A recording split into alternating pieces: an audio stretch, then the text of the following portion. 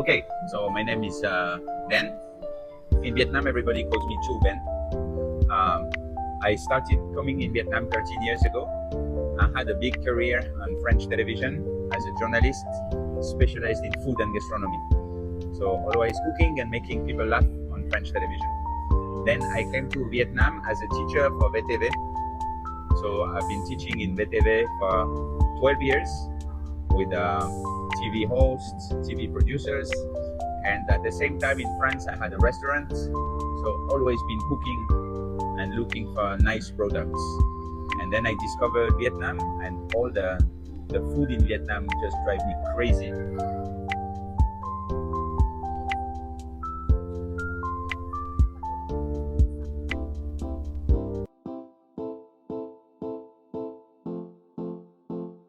Was the circumstances. I came in Vietnam for a mission with VTV, and during the mission, the COVID arrived. The Vietnam decided to close the borders, and I got stuck here. So instead of crying, I started thinking maybe it's the chance of my life to start a new life and do something that I really love. So I started traveling everywhere in Vietnam to discover spices, to understand how people cook, what people eat, and try to contribute with a foreigner look, saying, okay, why not doing this? And can you combine that with this? And how about this? So I met a lot of Vietnamese chefs.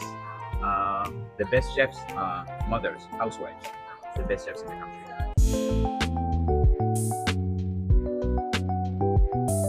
I have a lot of very memorable experience, but the most incredible was when I was living in Quang Nam.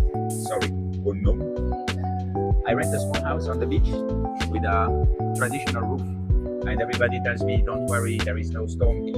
But one day came a big storm, big typhoon,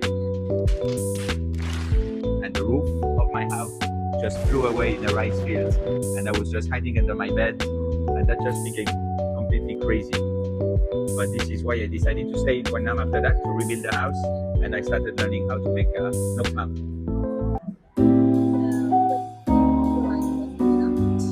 To answer that question. So the first food I loved when I arrived was bún chả in Hanoi. I still love bún chả a lot. Then buy that from my mom. That's very good. Also, minh. I love everything. My God, we look boring. So again, put some love. You know, if I tell you a story, I put all my love. So can you reveal something about this because this eye-catching moment? Yes, sure. This is my true passion about Vietnam. So when I was stuck in Vietnam, I found a small village where everybody was making fish sauce. So I came to ask an old lady, can you teach me how to make fish sauce? And she said, no, go away. Yes, but I put my hammock in front of her house, and I stayed 3 days eating banh mi. And after a while she said, okay, come on. So I learned how to make fish sauce, and then I had the idea to put some spices in the fish sauce to change the taste. And I had some sprays at home. So I put the fish sauce in the spray, and I wanted to try a different way to use fish sauce. Just like liquid salt seasoning to spray on the food, because I would not change Vietnamese tradition. The traditional way is a traditional way. But I wanted to try to bring this product into the 21st century in a different way to use it. So for the moment, a lot of Vietnamese people are like, why would you put fish sauce in a spray? But the answer is, why not? Why not?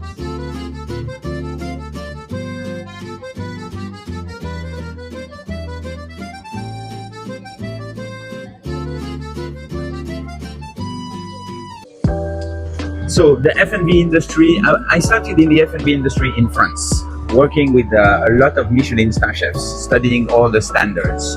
And the greatest experience is when you see a guest trying some food and suddenly you see the eyes open and like, oh my God, this is so good. So that's for me a great experience. But the greatest experience you can have in F&B, it's not only through the food, it's through the moments you live. So when I'm working as a chef, I'm trying to, through the cooking, to give some love. My grandmother was a cook. She always told me, the best ingredient you can put in the food is love. So when you cook with love, that's important. But once the cooking is done, from my point of view in F&B, it's the moment you give to the customer. So storytelling is very important. Explaining a dish, where the ingredients come from, how it's been cooked, because this is changing your experience in gastronomy. So I think that everything should be combined. And for the moment in Vietnam, the food is great, but the service still a little bit hesitating because the service staff, most of the time they bring you the food, but they still don't have very much the experience of catching you, explaining you something, telling you a story, making you laugh, giving a little joke.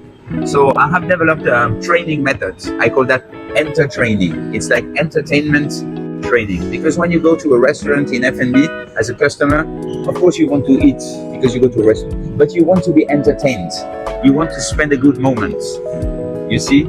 So for example, sometimes I advise some restaurants that they should set up an Instagram shot place where people can go with the food and just take Instagram pictures, things like that, and tell the story. And there is a lot of things to do in Vietnam in the F&B industry, because everything is here. I mean, the products you find in Vietnam are amazing. You have amazing chefs.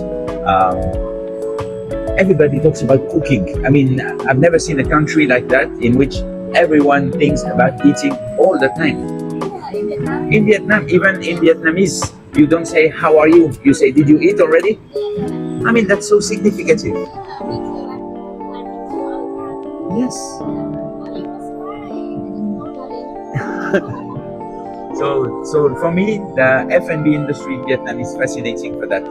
So my passion is to bring everything I could discover in the world, because as a journalist, I went to dine in more than 200 Michelin star restaurants, but with my notebook, so trying to understand what is going on. Now that Michelin Guide has arrived in Vietnam, I feel that my duty is to help Vietnamese chefs and Vietnamese venues to reach the standards, to have more and more stars, because this country deserves to have more than one star on the flag. There is already one star on the flag, but you must have many, many stars in many restaurants here.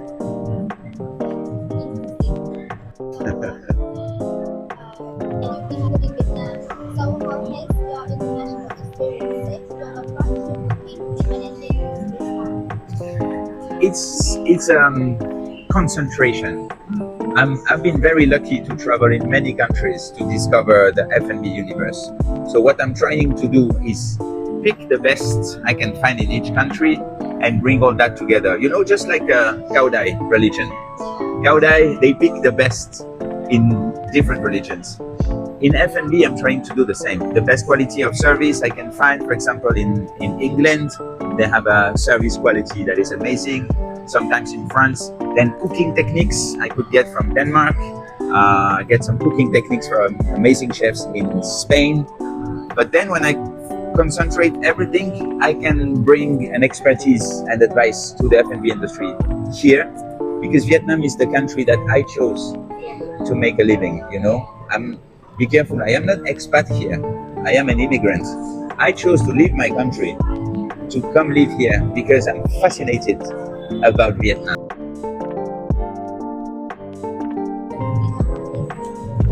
So several advice. First advice, put love in everything you do. If you don't put love, you will not succeed. Second advice, be curious all the time and question everything. If your mother tells you, you must cook this ingredient this way, always ask, why? Yes, my grandmother pate was made with love. But you feel it.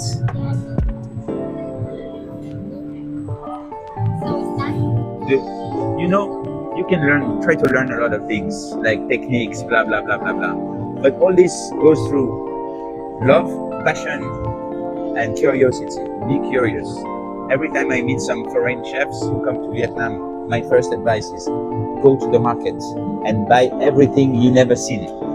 Buy everything, cook everything, eat everything, try, discover. This will feed you, because what feeds your mouth feeds your brain.